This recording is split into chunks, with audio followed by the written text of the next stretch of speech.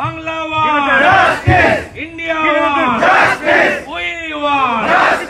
প্রতিবার ও আমার হাতে গুড়ের পায়েস খেতে ভালোবাসতো, ওটা আমি রান্না করতাম। এবং ওর জন্মদিন পালনও তো সবসময় ওর কর্মস্থলে, যখন পড়াশোনা করতো তখন MBBS পড়তো তখন কল্যাণী JNM হসপিটালে, তারপর MD চান্স পাওয়ার পরে RG করে। সারাদিন ও পেশেন্ট দেখে ওখানে কেক কেটে জন্মদিন পালন হতো। পরে রাতে বা বাড়িতে এসে বাবা একটা কেক এনে রাখতো, আমি একটা জামা এনে রাখতাম। গত বছর 22,000 টাকা দিয়ে একটা ঘড়ি দিয়েছিলাম, ওটাও খুব খুশি হয়েছিল। ঘড়িটা মাত্র 2 দিন পরেছে, ঘড়িটা পরে আছে, কিন্তু ঘড়িটা পরার মানুষটা আর আমাদের মধ্যে নেই। আর কোনোদিন মেয়েকে ফিরে পাবো না। এই জন্মদিন যতদিন আমরা বেঁচে থাকবো পরপর আসতেই থাকবে, কিন্তু ও আর কোনোদিন আমাদের মধ্যে ফিরে আসবে না। 22 রেখে কি জন্মদিন সেলিব্রেট হতো? হ্যাঁ, প্রত্যেক বছরই হতো এটা। ওর ছোটোবেলা থেকেই ও পায়েস খেতে ভীষণ ভালোবাসতো, নতুন গুড়ের পায়েস। 32তম জন্মদিন আজকে পা দিল ওর, সেই পুরনো কি স্মরণ করে আজকের দিনে দাঁড়িয়ে? এগুলো আমি আর মনে করতে চাই না, ওটা ভেবেই সারা রাত কেটে গেছে আমার। একটু নামাও দিকে যাচ্ছে। আজকে আপনারা কোথায় যাচ্ছেন, কি করবেন? এখন যে অভয়া ক্লিনিক হচ্ছে ওখানে যাচ্ছি, তারপর বিকালে কলেজ স্কোয়ারে যে জনসভা হবে ওখানেও যাব। আপনাদের বাড়ির সামনে একটা হওয়ার কথা ছিল? হ্যাঁ, ওখানেও থাকবো আমরা। শুভেন্দু অধিকারী আসার কথা আচ্ছা বাড়িতে আসবেন। কটার সময় আসবে? 6টার সময়। 6টার সময় আসবে। কালকে বিজেপি সর্বভারতীয় নেতৃত্বের সাথে দেখা করেন মোহন ভগত, RSS এর, তার সাথে কি কথা বলেন, উনি কি বললেন আপনাদেরকে? উনি বললেন যে উনি চেষ্টা করবেন যাতে আমরা ন্যায় বিচার পাই। আশ্বাস পেলেন কিছু কথা বলে? হ্যাঁ, আশ্বাস পেয়েছি। কি আর বলবো, বিচারের জন্য লড়বো। আজকে 6 মাস 6 বছর 60 বছর যতদিন লড়ে যাবো। ওটা দিন সেকেন্ড ওটা আমরা ই করবো। 9 তারিখ আজকে, সেই 9 তারিখ। হ্যাঁ, মানে 6 মাস পূর্ণ হচ্ছে। 6 মাস পূর্ণ হচ্ছে। কি মনে করছেন, মানে আদৌ কি বিচারে? হ্যাঁ, পাবো। আপনারা এখন সঙ্গে আছেন, আমার পাবো। আপনারা আছেন, সাধারণ লোক আমার সঙ্গে আছে, বিচার পাবো। অভয়া ক্লিনিকে মানে যে কি মানে পরিষেবা কি আছে? সবাই যে কোনো স্পেশালিস্ট আছে ওখানে, যে ধরনের যে কোনো ধরনের পরিষেবা চাই সব পাবো। পরিবারের কারো ছবি দেখাবেন না, আমরা এই পরিবারের সঙ্গে যাদের চোখ থাকতে অন্ধ তারা হয়তো নেই, যাদের কান থাকতেও কানে শুনতে পান না তারা হয়তো নেই, তো বাকি সবাই বর্ণ ধর্ম দলমত নির্বিশেষে এই পরিবারের সঙ্গে আছি। বোন বিচার পায়নি, আমরা তার জন্মদিনে শপথ নিতে চাই যতক্ষণ না বিচার পাচ্ছে আমরা সবাই রাজনীতির ঊর্ধ্বে উঠে ব্যক্তিগত নিজস্ব যে সীমাবদ্ধতা তার বাইরে গিয়ে এই জাস্টিসের পক্ষে লড়বো। এটা বাংলা বাঙালি সকলের ডাক, সকলের আহ্বান।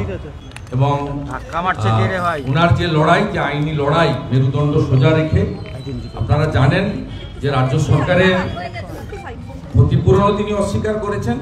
ভরা কোর্টে মহামান্য বিচারপতি যে অর্থনৈতিক ক্ষতিপূরণ যেভাবে তিনি অগ্রাহ্য করেছেন, এই রকম সত্যিকারের পরিবারের প্রতি আমাদের সকলের প্রণাম এবং শ্রদ্ধা। We want justice. We want justice. We want justice. Bengal want justice. India want justice. আমরা সবাই জাস্টিস চাই এবং আমরা আমাদের বোনের বিধায়ী আত্মার অমরত্ব প্রার্থনা করি।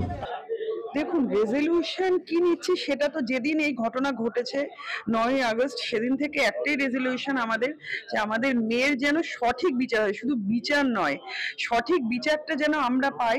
তাহলে মা বাবা সহ পুরো পরিবার, এবং আজকে বলতে ওর জন্মদিনে দাঁড়িয়ে বলতে কষ্ট হচ্ছে যে ওর আত্মাও যেন শান্তি পায় যদি আমরা সঠিক বিচার পাই। এটাই আমাদের 9ই আগস্টের পর থেকে রেজলিউশন, এবং যতদিন না আমরা বিচার পাবো রেজলিউশন আমাদের একটাই, সঠিক বিচার। ম্যাডাম, আপনি একটা প্রশ্ন করবো যে 14ই আগস্ট আপনি নিজে বলেছেন যে পুলিশের 6 লাখ ছিল, আপনাদের বাড়ির মেয়েকে তা চুক্তি করতে পারেন, সেখানে আজকেও যে পুলিশের ভূমিকা, যে নক্কারজনক ভূমিকা, কি বলবেন? 9ই আগস্টের ঘটনা দেখেছি, পুলিশের নিষ্ক্রিয়তা এবং প্রত্যেক বাড়ি দেখি একই, মানে ওনারা আছেন শুধুমাত্র এখানেও যে আছেন পুলিশ, যেখানে যেখানে দেখেন ওনারা আমাদের কতটা প্রোটেকশন বা আমাদের কতটা হেল্প করার জন্য ওনারা আছেন সেটা নিয়ে আমাদের যথেষ্ট সন্দেহ আছে। ওনারা থাকেন হচ্ছে পাহারা দেওয়ার জন্য, ওনারা ইনফর্মার, অ্যাজ এ ইনফর্মার হিসেবে ওনারা কাজ করেন অনেক বেশি। যে এরকম একটা ঘটনা যেই পরিবারের সঙ্গে ঘটে তাদেরকে মেন্টাল সাপোর্ট যে দিতে হয় সেইটা হয়তো ওনারা জানেন না, ওনারা টোটালটাই করেন ইনফর্মার হিসেবে ওনারা কাজ করেন। এইটুকুই। পুলিশ প্রথম দিন থেকেই নিষ্ক্রিয় ছিল, আজও সেই একই জায়গাতেই আছে। সিবিআই এর ভূমিকা নিয়ে কি বলবেন?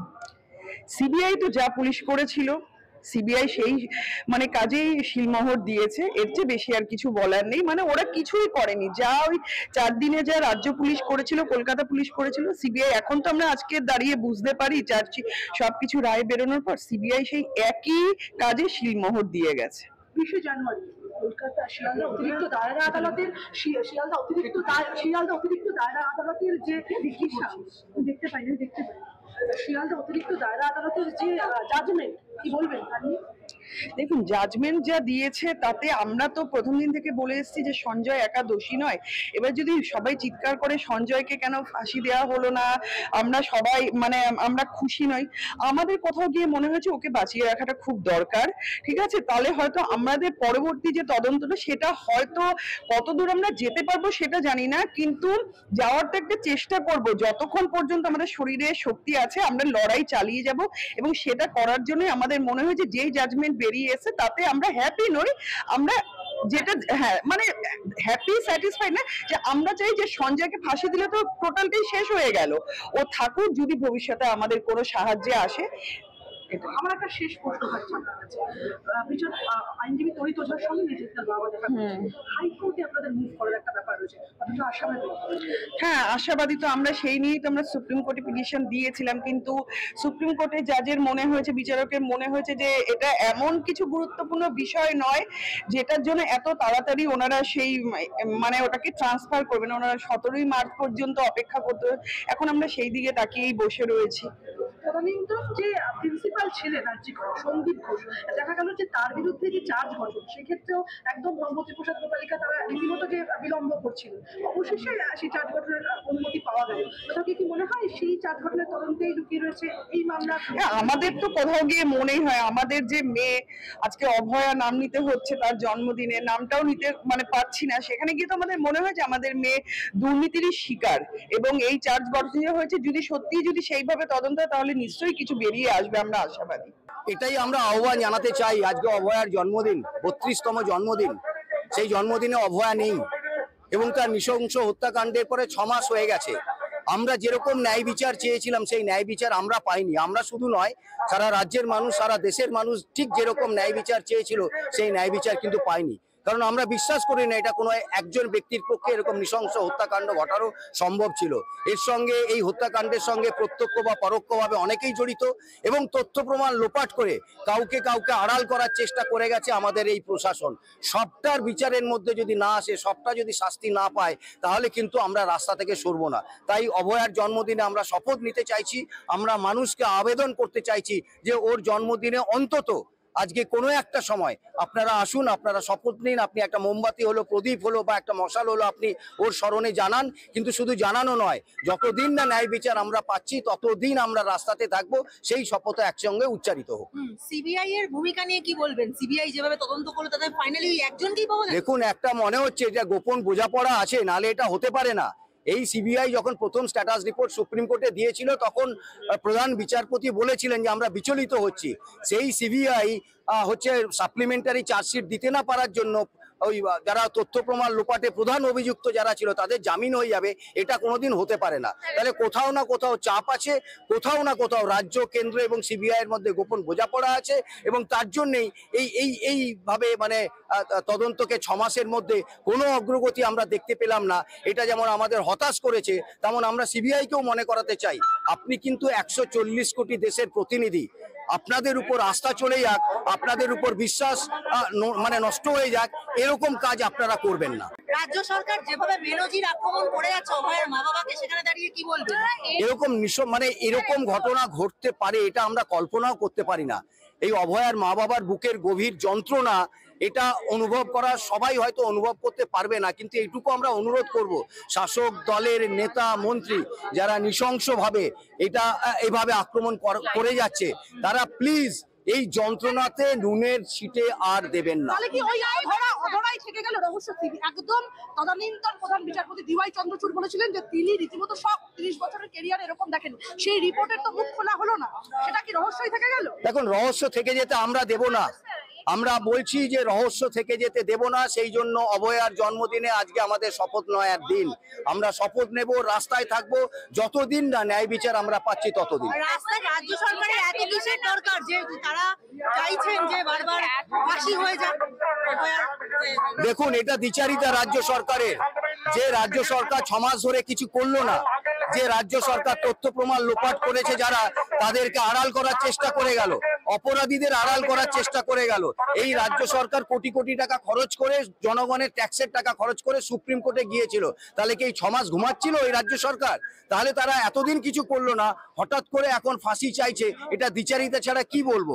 তারা আবারও তাদের এই কাণ্ড কারখানা এটাই প্রমাণ করছে যে তারা কাউকে না কাউকে আড়াল করার চেষ্টা করছে। আমরা যতদিন না ন্যায় বিচার পাবো আমরা আন্দোলনের রাস্তায় থাকবো।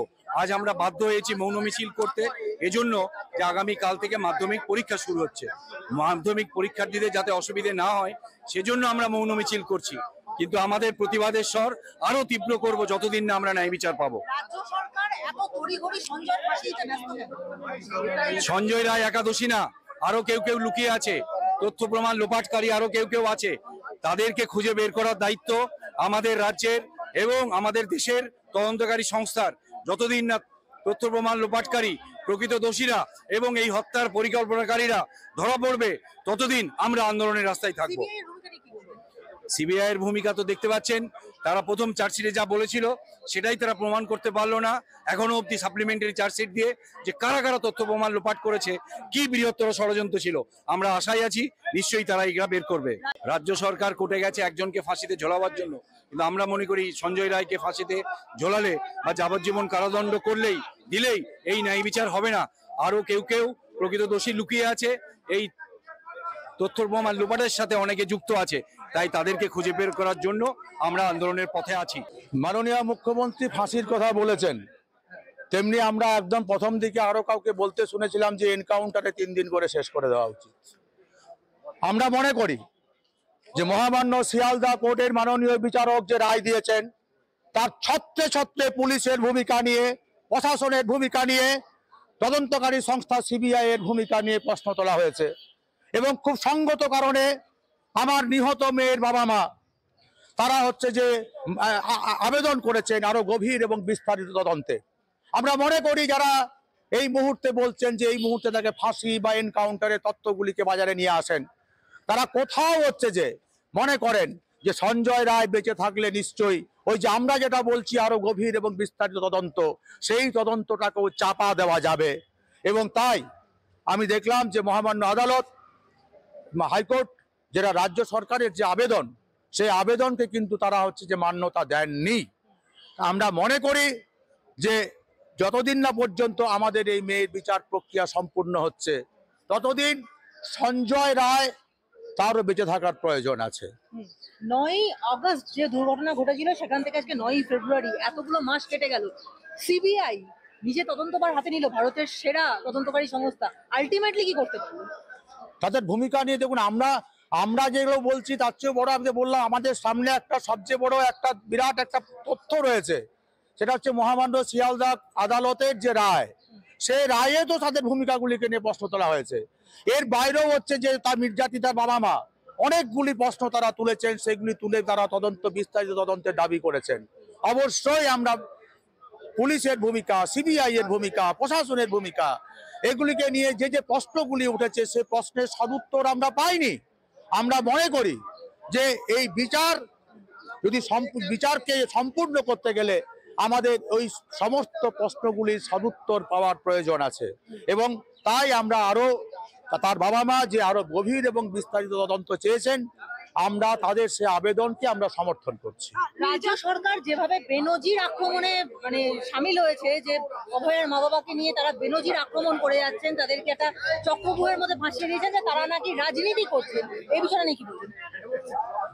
এখন এটা যে বাবা মা তার মেয়েকে হারিয়েছে, সেই বাবা মা যদি এরকম ভাবে আক্রমণের শিকার হয়, তাহলে এটুকুই আমাদের মনে হয় যে বোধহয় আমরা কোনো সভ্য রাজ্যে বাস করছি না, যেখানে কোনো রাজনৈতিক দল বা তাদের মুখপাত্ররা একজন মেয়ে নিহত খুন হয়েছে তার বাবা মায়ের উদ্দেশ্যে এই ধরনের যে ধরনের কথাগুলো এতদিন ব্যবহৃত হয়েছে সেগুলো করতে পারেন।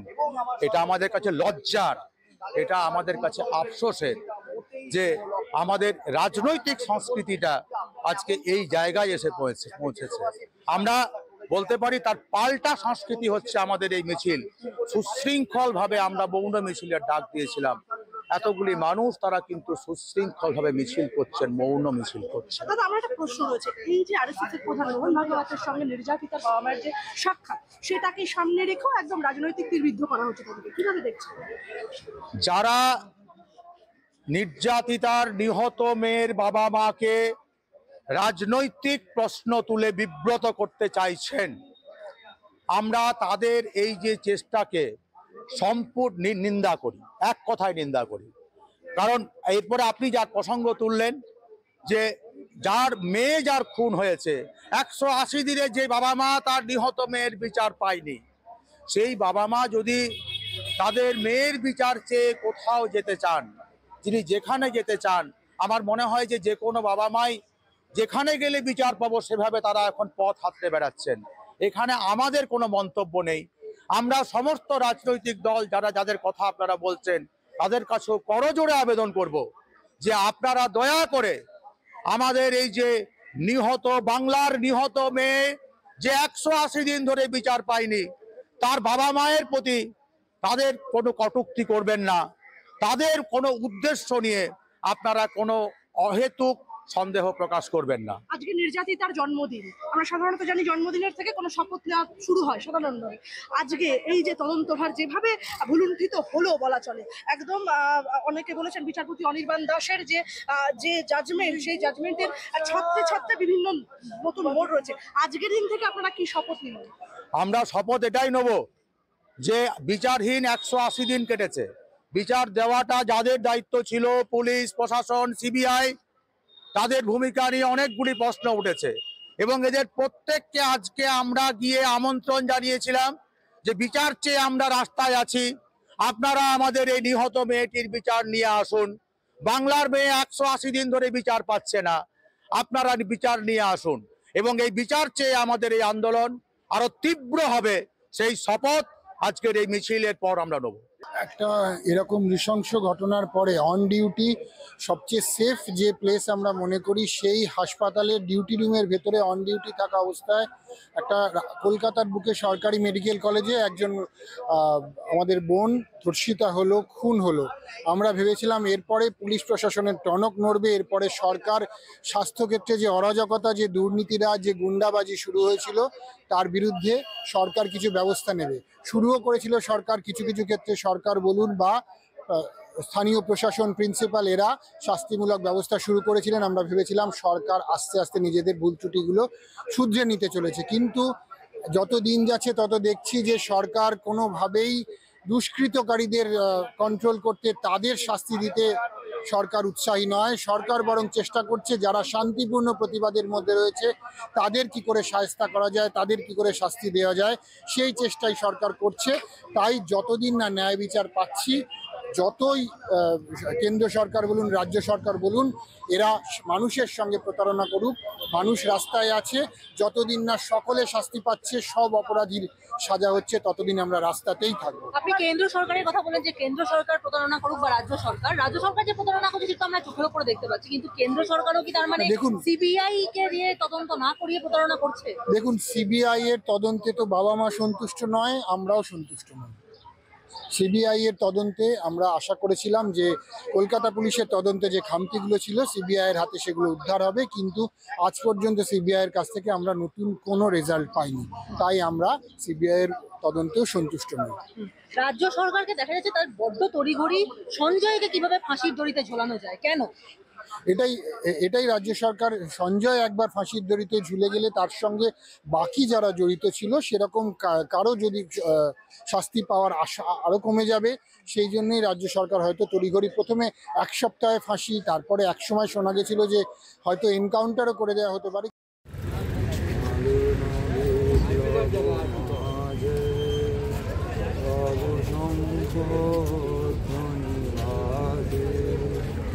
সংকট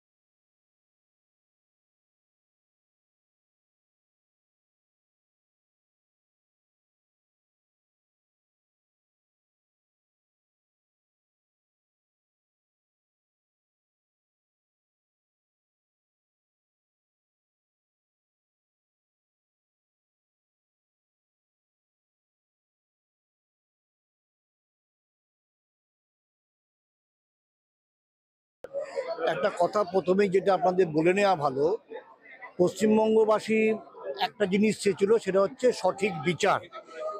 একটি কর্মরত অবস্থায় একটি হাসপাতালের মধ্যে একটি মহিলা অভয়া আমাদের, সে নৃশংসভাবে তাকে মারা হলো কর্মরত অবস্থায়, এবং তার দেহটি এত তৎপর অবস্থায় সেই মৃতদেহটি বাবা মার অলক্ষ্যে নিয়ে যাওয়া হলো তাকে সৎকারের জন্য। এইটি কেন? এবং সব থেকে যেটা বড় কথা হলো যে আমরা সারা পশ্চিমবঙ্গবাসী আপামর জনগণ তারা বলেছিল এই হত্যাকাণ্ড একজনের পক্ষে ঘটানো সম্ভব নয়, কিন্তু আমরা যা বিচার পেলাম কিছুদিন আগে আমাদের কোর্টে সঞ্জয়কে একাই দোষী সাব্যস্ত করলো, কিন্তু আমাদের একটা ব্যক্তি মানুষের যা আমাদের যা মনে হয়েছে যে এই হত্যাকাণ্ড একজনের পক্ষে কিন্তু ঘটানো কোনো মতেই সম্ভব না। এতভাবে যে তাকে নৃশংসভাবে মারা হলো, এটা কিন্তু আমাদের কাছে একটা প্রশ্নবোধক এসে দাঁড়াচ্ছে। প্রশ্নবোধক চিহ্ন তো আরো অনেক রয়েছে, কারণ সিবিআই যে স্ট্যাটাস রিপোর্ট গুলো দিয়েছিল সুপ্রিম কোর্টে, সেই স্ট্যাটাস রিপোর্ট দেখে বিচারপতিরা বলেছিলেন যে আমরা অবাক, আমরা 30 বছরের ক্যারিয়ার এরকম দেখি। অথচ যখন লোয়ার কোর্টে আসলো তখন সেই বিষয়টা এমন হয়ে গেল যেটা বিরল থেকে বিরলতম ঘটনা। আমার কোনো জায়গায় একটা জায়গা মনে হলো, কোনো জায়গায় যেন এই যে বিচারেরটা কোনো জায়গায় একটা ধাক্কা খেলো, কি পেছনে তার নেপথ্য, কারণ what the reason behind it I don't know. আমার ব্যক্তিগত হিসাবে আমি মনে করছি এই বিচারের পূর্ণাঙ্গ আবার তদন্ত হতো। আজকে অভয়ার জন্মদিন 32তম, আজকে আমরা অনেক সময় বলি যে মৃত্যু যেন, আমরা অনেক সময় কথায় কথায় বলে থাকি ওনার মৃত্যুটা কিন্তু খুব সুন্দর হলো, ওনার মৃত্যুটা খুব সুন্দর, কিন্তু এইরকম যেন কোনো মানুষের মৃত্যু না হয়, এরকম যেন সুন্দর মৃত্যু না হয়। এইভাবে আমরা তার জন্মদিনে আজকে অভয়া নেই, কিন্তু তাকে আমাদের শুভেচ্ছা আমাদের উপর থেকে, সে আমাদের দেখবে। আমরা কিন্তু লড়াইয়ের জন্য রাজপথে আছি, থাকবো। জঘন্যতম, কারোর ওপর কোনো বিশ্বাস করে আমরা এগোতে পারছি না, আবার যে হবে না সেটাও আমরা জানি না। কিন্তু এই মেয়েটি যে এত সাহসী এবং তার বাবা মার থেকে সে সাহস রেখেছে, এবং তার বাবা মা যে এত সাহস করে এগিয়ে চলেছেন, আমি সত্যিটা আমি অবাক আমি। এবং আমরা প্রতিটি লোক, প্রতিটি মানুষ ওর বাবা মার সঙ্গে আছি। আমরা তো কিছু করবো না, কিন্তু আমার বেসিক্যালি আমার মনে হয় যে অভয় তুমি বোকা ছেলে, তুমি একলা লড়তে গেছো, তুমি পারলে না মা, তুমি পারলে না, এইটুকুনি বলতে পারি। নিশ্চয়ই আজকে উনি এসে প্রথম দিন যা এখন আমরা শুনতে পাচ্ছি, টাকার লেনদেন, টাকা দেওয়া, টাকা এবং মেয়েটির যে একটা যে নিয়ে জানিয়ে এগিয়ে চলেছিল, সেটা যদি হতো তাহলে আমার রাজ্যটার একটা উন্নতি হতো।